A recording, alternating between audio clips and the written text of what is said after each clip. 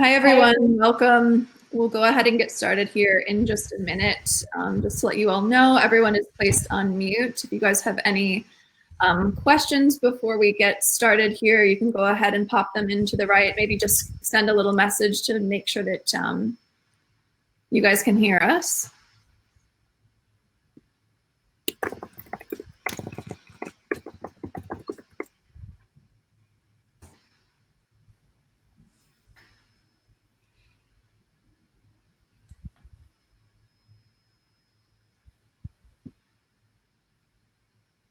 Great, thanks. Hi, Tim. Hi, Bruce. Hi, Chris.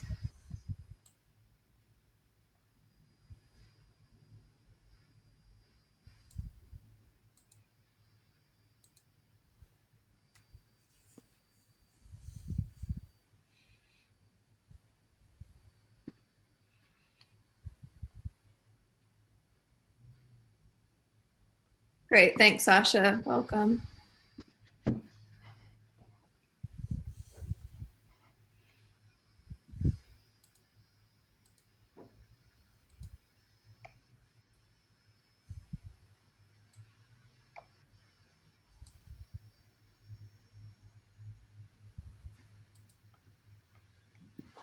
All right, we'll go ahead and get started. So thanks so much for joining us today for this presentation on Tasmanian timber veneer. For today's presentation, we have Tasmanian timber expert, Professor Gregory Nolan. He's the director at the Center for Sustainable Architecture with Wood at the University of Tasmania. And we also have Shawn Britton, and he's the managing director at Britton Timbers. Just a little bit of housekeeping before we begin. Like I said at the beginning, everyone's on silent, so please utilize the chat box to the right of the screen. Ask your questions as they come up, and Greg and Shawn will get to them at the end of the presentation. And I think that's it. So we'll go ahead and get started with Gregory and Nolan. Thank you. Hello, everybody. So my name's Greg Nolan. I'm an architect by training, and I'm at the School of Architecture at the University of Tasmania. My colleague, Shawn, is... Shawn, would you just like to give a little bit of your background, please? Thanks, Greg, and welcome, everybody. So I'm the Managing Director of Britton Timbers, based in Smithton in Tasmania, and we are processors of Tasmanian timber for both, and produce both solid timber and decorative veneers. All right, so I'm going to start out, and what we want to cover today is these key points. We want to look at the resource, the provenance of the resource that's available for veneers. We're going to look at the design considerations, materials and performance. There's a series of projects that will help illustrate some of the things we're going to discuss at the beginning. And then there's support information and ways in which you can get quotes or contacts with suppliers. So it's always important for me, because I'm an architect, I work in timber design, and people say, well, why the hell are you interested in wood? There's many other materials that an architect can design with, and wood's just one of them. Well, that's true. But if we're looking at sustainable design, then it requires an increased reliance on using renewable resources and an economic withdrawal from non-renewable ones. That means we should be trying to use as much as possible things that we can get from renewable resources, such as things we grow, and wood's one of those. We should then be trying to move away from things that we can't grow and come from non-renewable resources, especially things that are pretty reliant on fossil fuels. So if we follow that approach, then sustainable design would favour using renewable timber and wood products as much as possible.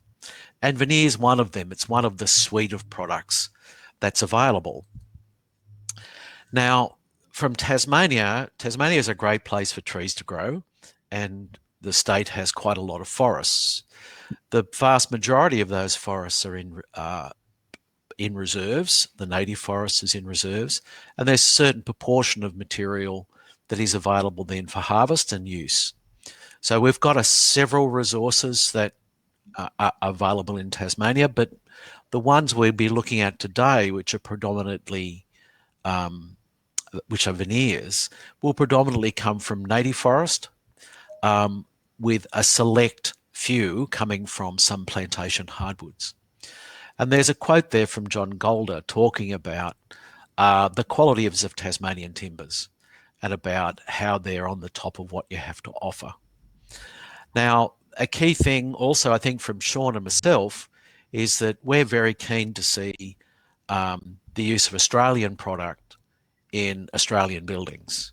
So if we can use something that's manufactured within the country, then obviously we're creating a whole lot of work and other things associated with that processes, and that's also part of sustainable design. So with most forests, the key question that lots of people ask is, well, how do I know this is sustainably managed and is it legally managed? So they're the two key questions that you'll get in Australia and internationally. I think what you can find and what you can be assured of is that production from everything from native forest to plantations in Tasmania is covered by forest certification, and it's covered by chain of custody certification. There's several schemes that provide those, and that both are used in various parts of the Tasmanian industry. But any of the veneer we're showing you today in any of the projects will all have come from forests that have an internationally third-party accredited forest certification program, and they'll all be through companies that have chain of custody in their businesses. So what that means is that you as the designer can be assured that the timber that you're getting from these people actually comes from the logs that have forest certification.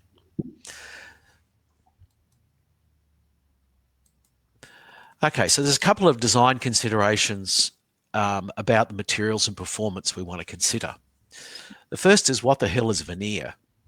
So veneer, and we'll see a video, there's a video coming up later on that will show you how the machine operates, but it's good to have a bit of background before that. So veneer's thin layers of wood that's sliced from a flitch, that means a sawn piece, or it's peeled from a log. An appearance veneer can come from both means, but most of the appearance veneer is sliced. And when you slice it, each slice that comes off is then kept together and it's put in what's called a bundle. And you can see in that photograph, you can see bundles of veneer. So each slice, each leaf of veneer you see there has come from the piece immediately adjacent to that piece, so that you can then match up those pieces to make it into particular patterns or consistency. Now the veneer then is assembled into what's called a layon, and the layon then is adhered to a substrate. So you'll see that in the later videos, but when you see it, you'll actually now have a name for it. So the key thing about veneer is veneer allows a small volume of high quality material to cover a large area economically. And so it allows you to get also particular patterns and consistencies which you can't necessarily get from a solid board. Now, also an important thing with veneers is that generally you'll also want to ensure in many applications that you can get a matching solid for the veneer. So that if you're using, say, this material here, which is Tas oak, that you can get a solid to go with the veneered board. And that's what you use then in joinery and tables and a range of other design elements. So there's a range of things then that influence you when you're considering things for design. One's colour, the next is grain, then there's character and arrangement. Now we're going to deal with each of these in a little bit more detail before we'll jump into projects. And when we go into projects, you'll be able to see, well, there's a particular look, and that has come from both the colour that's picked, the character that's picked, and the arrangement of the pieces. So all of them become important. So when we look at colour, there's a range of different colours that are available in Tasmanian material. Unfortunately, computer screens are not the great pieces are not great things for color rendering. The pieces that you see there in reality are much richer than that in terms of color, but they give you some indication. So the thing is, with Tas oak, you get a combination of relatively pale to light straw colour with occasional pinks. But what you'll find is that with veneer will be fairly solidly colour sorted when it goes into a layon. Myrtle is a combination from really dark red and red through to this slightly pinker shade you can see in that image. Blackwood, again, Blackwood, as the name suggests, is a dark chocolatey brown, again with different tones. And plantation oak, which comes out of plantation hardwoods, is generally very, very pale straw. And you can see that in the photograph on the left. On the right. Veneer then has a range of different character. A lot of veneer that's ordered and supplied doesn't have much character in it. That, from a sustainability point of view, is unfortunate, because that means that there's a lot of material then which could end up in veneer, which doesn't. And so it's always good to think about the character which you'd like to get into your projects, and the liveliness that character can give to the project. So here are a couple of common characters. There's gum vein, black speck, gum cluster, and blackheart. And we'll see a project with blackheart. Now, blackheart is from one species only. It's in sassafras, which is a particular species from wet forests in the state. And it's caused by staining of the log, staining of inside the tree from a particular bacteria. Now, when you get the veneer and it comes off the slicer and you stack it into a bundle, there's then various ways in which you can arrange it in the layon. One of the common ways is called book matched, which is where you put one piece out and then you turn the next piece so that you're mirroring one piece with the next one. And that can give you a sort of a rounding pattern. Slip matched is where you use the same orientation with each piece. Random or mismatch is where you take pieces from different bundles and you put those together, and that gives you a much more lively look. It also is an effective way when you want to use solids, because it's not that easy to specifically get a solid that's perfectly going to match something that's quite heavily book matched. Reverse slip matched is where you've got a slip matched arrangement, but you flip the veneer over so the tail becomes the head, and that gives you, if depending on the grain, a sort of zigzag pattern. So all of these are available. We could show you various slides of each of these, but we haven't got the time. So when you look at some veneer examples, though, look at the ways in which the veneer is arranged in the piece. So this is one example. So this is a arrangement of veneer on the wall to the left-hand side of the photograph that is set up to excite. So the material there is blackheart sassafras. You can see the paler areas and the darker areas. So that's the characteristic of blackheart sass. And you can see also that the veneer has repetitive patterns. And so that's from booking the material to get it to look that way. And that, if you're after an exciting design where you've got strong artwork, strong spaces, then these sorts of walls can then be a perfect feature. You can also then select your veneer to calm a project. So this is Tas oak veneer, which I think is slip matched and put onto board, and that board is made into joinery. So there's particular performance requirements that you want with veneer. Veneer is often not used in the same sort of hard wearing areas like you'd use a floor. So things you're really looking at is colour, appearance, the consistency of the surface, and availability. Now this photograph here is using Tasmanian myrtle veneer and matching solids in the ceiling of a church in Hobart. So very beautiful patterning when you look up, and it's all from veneer and solids.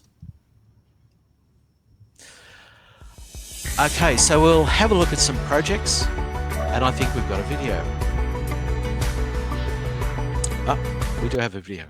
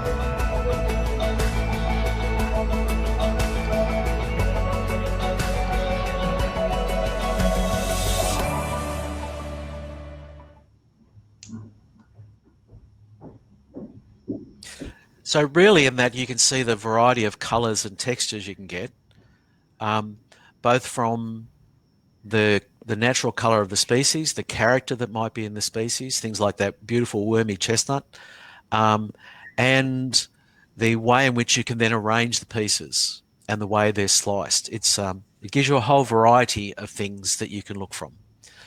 So if we look through projects now,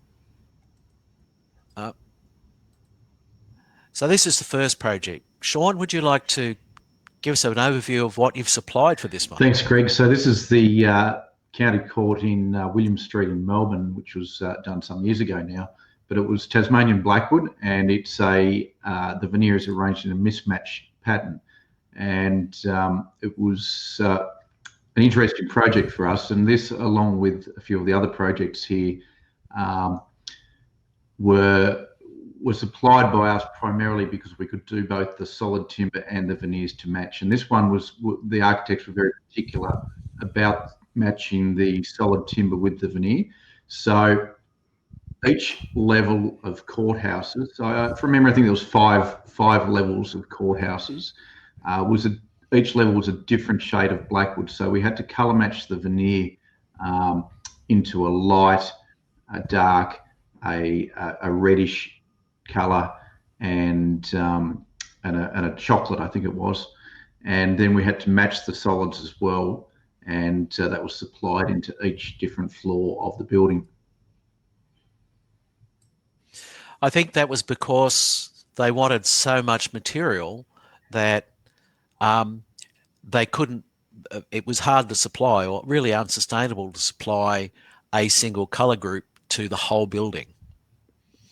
And by specifying then the slightly different colours in different locations in the building, the whole of the production was allowed to be used, the materials being able to supplied, and the architects got what they wanted. Yeah, they did, Greg, but I must say though that colour sorting in something like this isn't always as necessary as some people think. And if we have a look at the colours of the Blackwood in this project to another one a little further on that wasn't colour sorted, there's not too much difference. All right, so this is, you can see then a detail of the Blackwood there on the left, and there is in this following slide, you can see two of the major faces where it's been used. You've got that the mismatch there is quite evident on the photograph on the left. We've got the veneer sheets. You've got a quite a lively mixture of colour, but even though it is quite calming at the same time, there's still quite a degree of variation in there. And in the jury room, in the courthouse there in the photograph on the right, you can see the veneer and also the solids that have been used to edge the piece. So it's quite a... Yeah, the solids, Greg, were used around the edges of the tables. So those places where they might get knocked a lot, or high wear areas, such as the toe kicks at the bottom of the panels, and around the top corners of the paneling too, you'll see the solid timber. Shawn, would you like to describe this one? This is the RSCV Hillsville Country Club in Victoria also, and they used a considerable amount of Blackwood veneer and solid Blackwood for the joinery. And this Blackwood was not color sorted, so this was run off the log, and quite an array of different patterns of Blackwood in the veneer in this one.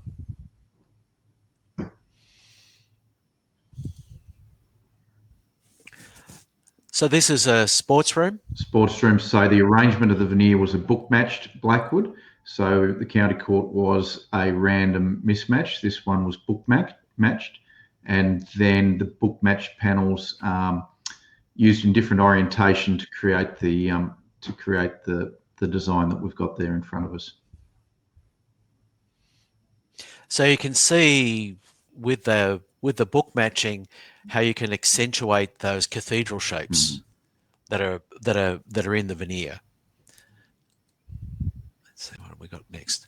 So here's one where it's used in the bathroom, and you see that really nice book matching there on the joinery in the back left-hand side. This one's the same hotel, the RSCV club, and so they use the Blackwood extensively in the room fit outs as well, in the joinery.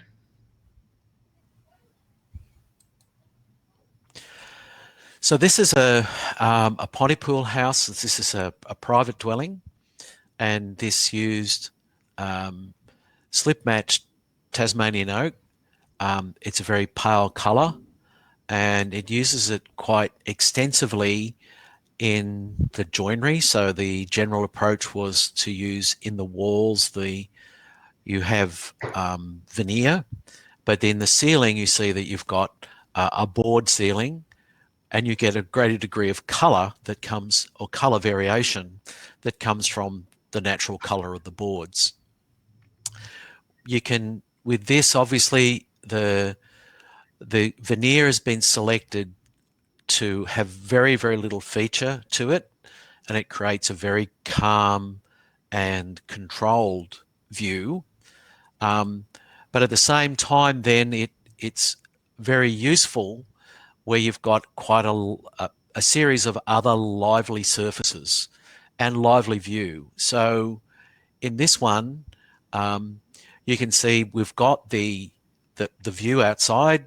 You've got the stone wall there on the left. You've got the accented carpet, and then you've got quite a calming effect from that veneer and that side wall.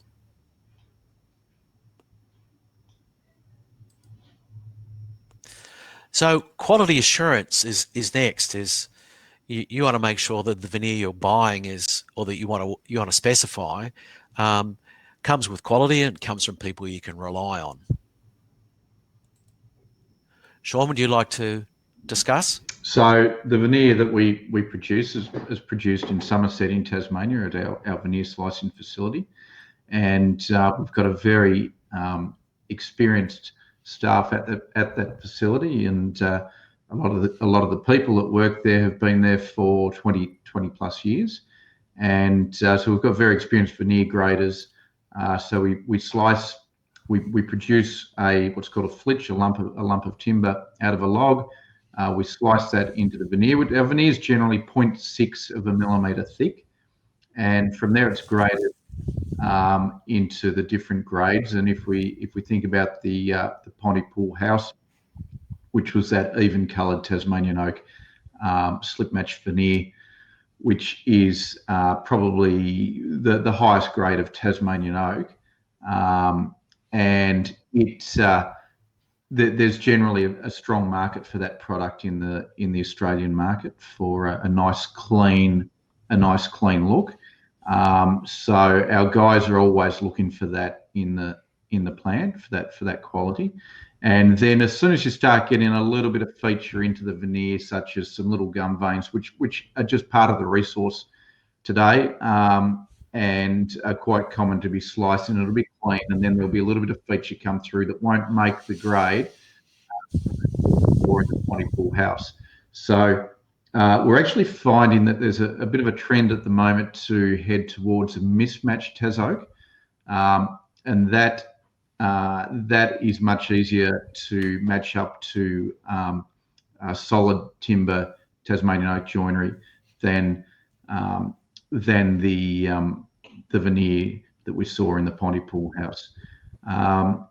So with everything we do, quality is number one. So at every stage, there's lots of quality checks through our processes, and to make sure that the veneer is the correct thickness, the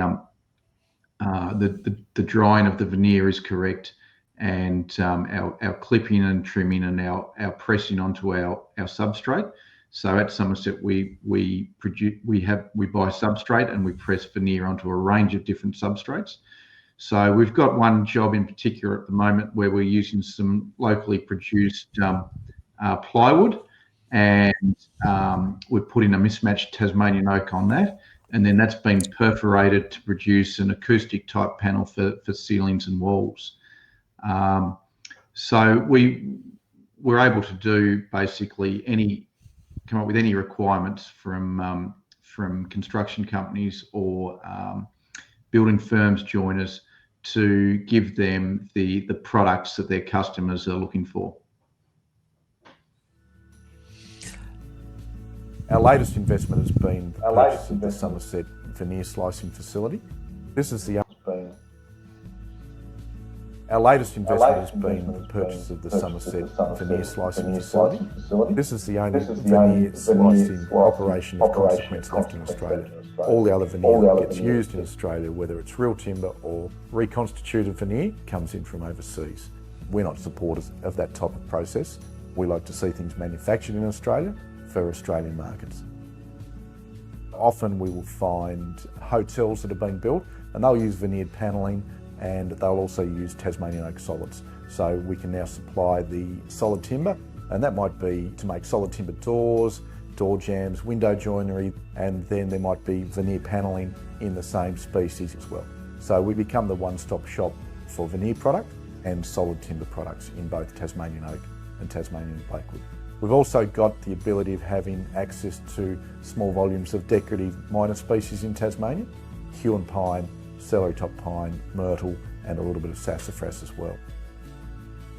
The market reaction and how people see our timber, whether it's the people that are using it or living in it or hotel owners or whatever, it's great to walk into a large restaurant or a hotel and be able to say, yep, we supplied that timber.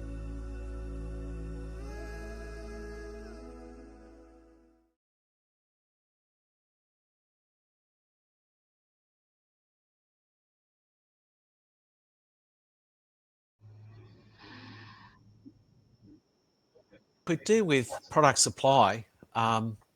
Tasmanian timbers are readily available. There are particular limits on a range of what we call minor species.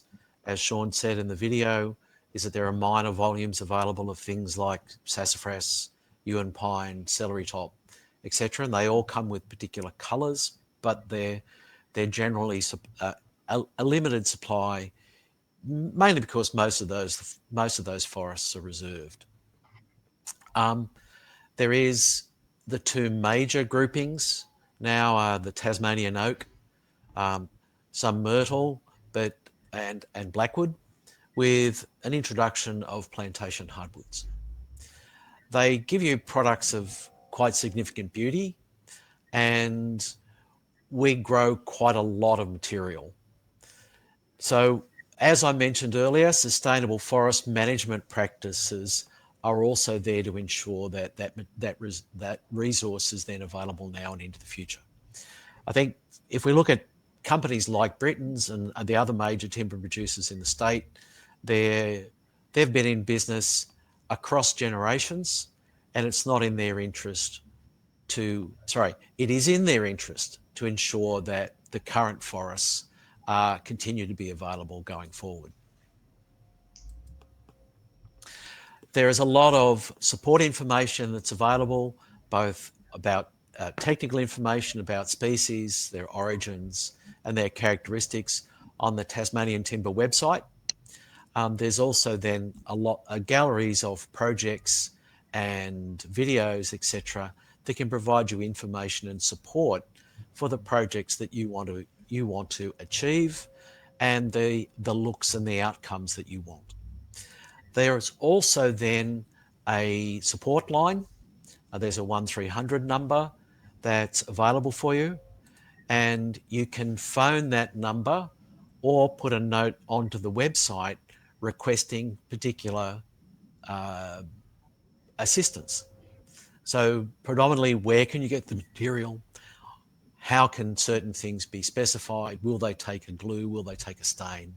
Those other sorts of questions are things that are answered on a regular basis. So that's available through the 1300 number, and that's listed on the website. You can also get quotes and contacts with suppliers who can provide you the material. So Shawn's very, very keen to highlight that they provide both veneer and matching solids, but there's a range of others who may also be able to provide solids for projects. And if you put your information in here, then that will then be forwarded to the range of suppliers who can supply what you're after, and they can contact you.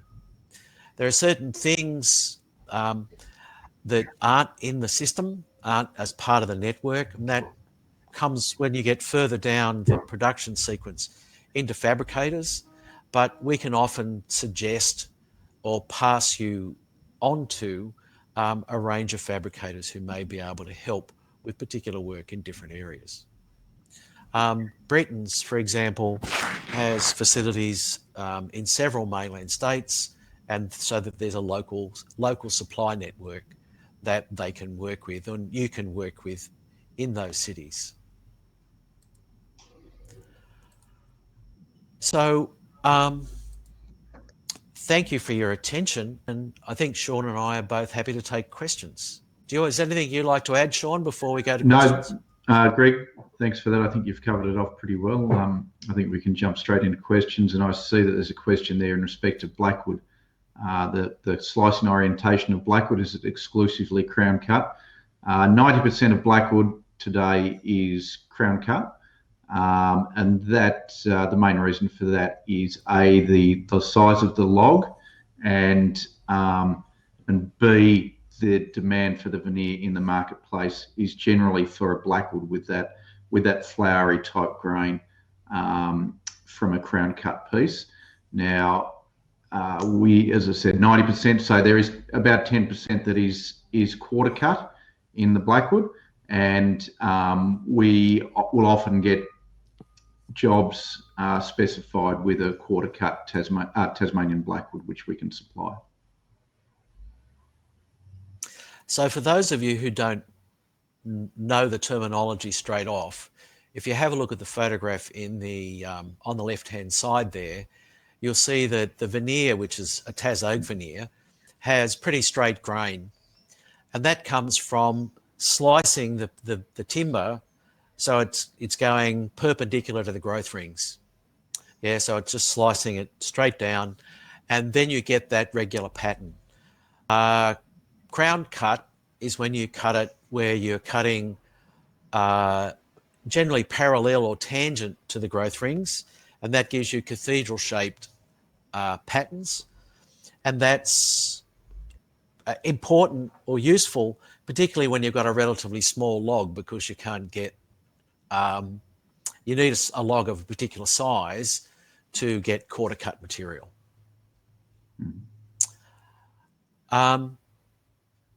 Shawn, there's one there for you. The phone too. Okay, is it possible to get supply cost information saying square metre radius? Absolutely.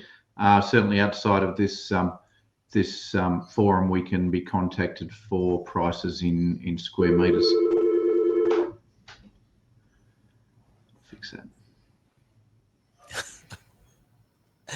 Any other questions anyone would like to ask? It's probably the best way to get that information would be to email us at sales.tas@brittontimbers.com.au.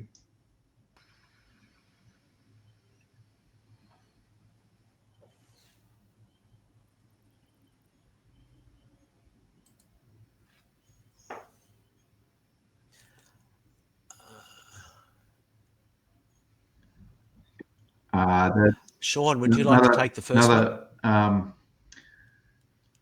We lay up our veneers on coloured substrates. So we've just done a job recently, which was done on a black MDF substrate, and basically we can lay on any substrate that's been specified. And the black one that we did, that was also perforated as well, and so you had a light Tasmanian oak with the black in the holes with the MDF.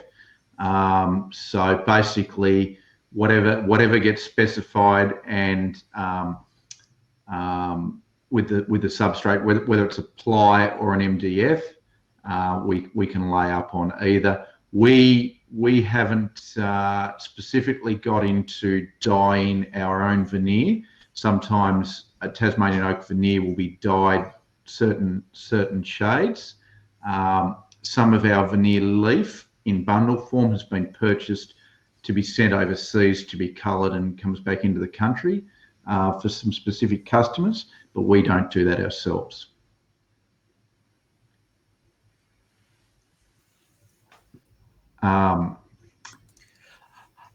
Okay, do you want me? I can take Tim's question. Go for it, Greg. So, can you recommend the best oil for finishing the veneers for internal use? This is a hospital pass. This one. No, there are a range of different, quite a range of different finishes on the marketplace. There are a range of different. There's a couple of major producers of coatings, and it really does depend upon the rigor or the vitality of the people in the house. So generally, if you've got a family or a young family, dogs, kids, etc., you're after actually a protective coating like a varnish that will protect the veneer surface from things like dirt, will enable things to be wiped down. So it does vary quite a lot depending upon the pattern of the intended pattern of the user. So if something's going to be wiped down a lot, then there's certain coatings you'll go for. If everyone is, wears slippers most of the time, then you'll go for something different. All I can recommend is there are major producers who produce a range of product in both in Australia and internationally, and I'd have a chat with the experts from those particular organisations. They're much more up to date than I am. Any further questions?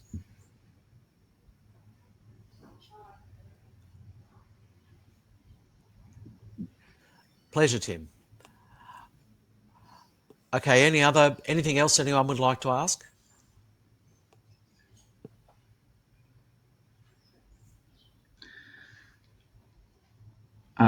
Yeah, Chris has got a question there of warping of veneer on an MDF, warping the substrate. That can happen, Chris, when you've got two different species on the face of the back. So if it was on a 8mm or 6mm MDF, so reasonably thin in particular, and you used a Tasmanian oak on the face and a radiata pine on the back, you're at risk of warping because of the different tensions in those two different species. Even though the veneer is only 0.6 of a millimetre thick, there are still tensions in there which will cause the substrate to warp. So the first thing to do is make sure you specify the same species on the front and the back. And if you particularly, again, a thin substrate, it can happen on a thin ply or it can happen on a thin MDF. So that may have been the issue in that case.